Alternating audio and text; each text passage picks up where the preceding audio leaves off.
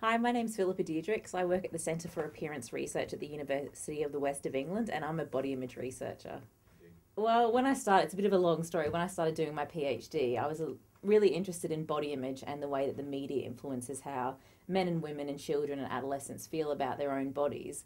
And a lot of the research that gets done in this area actually focuses on talking to young people and telling them about airbrushing and how media images are unrealistic and things like that. Which I think is excellent and in some ways can be very effective. But there's been very little research which has actually looked at, well, hey, what if we actually change the images that we see in the media? So typically we see for women it's very thin model, long blonde hair, and for men it's very muscular. So what I was interested in looking at was if we actually used models that were more average in size or that looked like most people in the general population or in the community, what impact that would have on people's body image. We often hear the discussion that in the media all the time that we need to use more realistic models or more real women, but there's actually been very little research which has looked at if people do see more real women, how does it make them feel, or if they do see more real men. So that's what I was interested in looking at.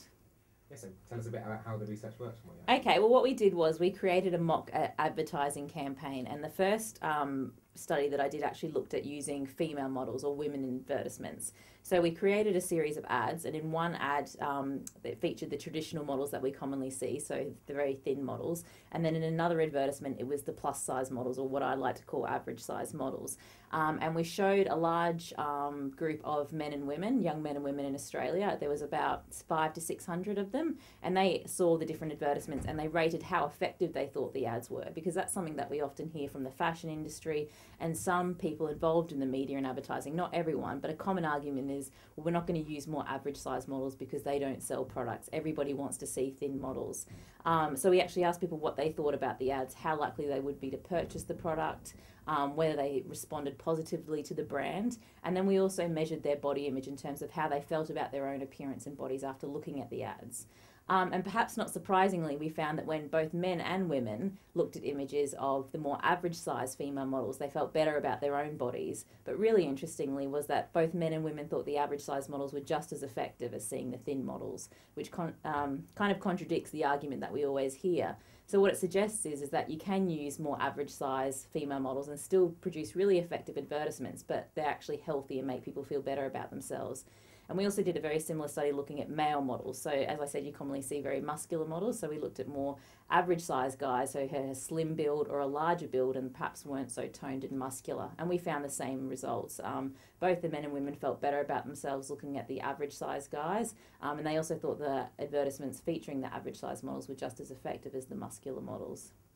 Well, I think generally what all of my research as a whole suggested is that there's a huge demand to see more average sized people in the media, and that it makes people feel better about themselves in terms of their own body image and how they look, but also that people can sell products by using more average sized models. So sort of appearance research goes into schools. Can you tell us a little about the work you do and what kind of feedback you get from young people about body image? Yeah, well, we go into schools, often high schools, co-educational settings is best, so working with both boys and girls, because we know that both of them are concerned about how they look. And generally, we go into schools and we talk about issues about body image and how young people feel about their bodies. And we also ask them what influences the way in which they feel about their bodies. So is it their friends, is it their media, is it the parents, is it the school environment? And often they'll say it's a combination of those things. And they tend to tell us that they do feel a lot of pressure to look a certain way and often to fit in with the way they see celebrities in the media. But also they're very conscious at the same time of the things that go on to create the images that we see. So most young people are very aware that a lot of airbrushing goes on and that they're not the most realistic image. But sometimes it's kind of difficult because even if you do know that, the fact that those images are still there makes you want to look like them anyway.